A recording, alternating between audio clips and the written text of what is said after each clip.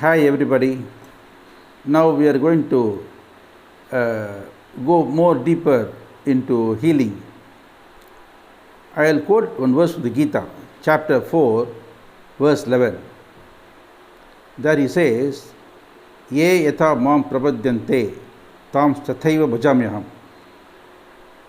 That is, he gives us the permission, the freedom to think of him as he likes.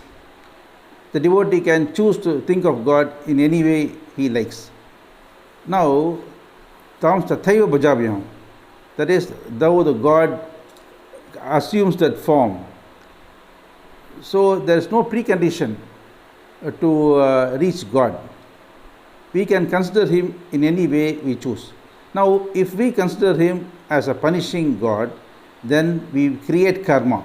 Now we have to overcome karma and reach him, because we have assumed God as a person who keeps accounts, who takes stock of our karma. That's not wisdom. If we want to take advantage of the Lord's saying, the Lord himself has said, then it's nice for us to assume that Lord is all merciful, forgiving, helping, comforting, supporting. Now the beauty is Lord now becomes as such. Instead of God creating us, now we are going to create a God. By creating God who loves and who cares and supports, who forgives, we need not do anything at all, because now the God has become our friend. So we should avoid and ignore the contrary things everybody say. People say you should do penance for so many years. Why should we do it?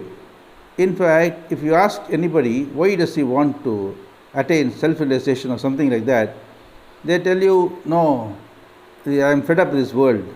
I want to escape. Now, how can a negative thought give rise to a good result? Okay, we should love this world. If this world is not good and not for our development, it will not be given to us by the Lord. The second part of the verse says, Mama Vartma Anuvartante Manushaha Partha Sarvashaha, the very same sloka. So, in the first part, the Lord says, you can think of me in any form you like, I will become that for you. And also, the second part he says, Mam Vartmanu Vartante Manushaha Partha Sarvashaha, means whatever you are doing is a sadhana, you are coming to me.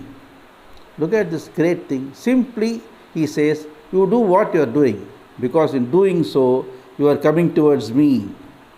So the sadhana is not apart from our daily activities.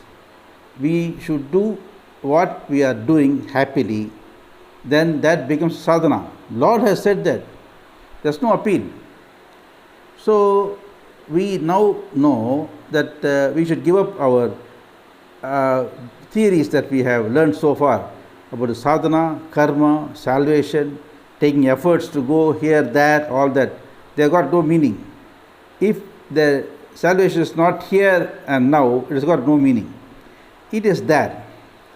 Now, what is the salvation available now, and how is it right now existing?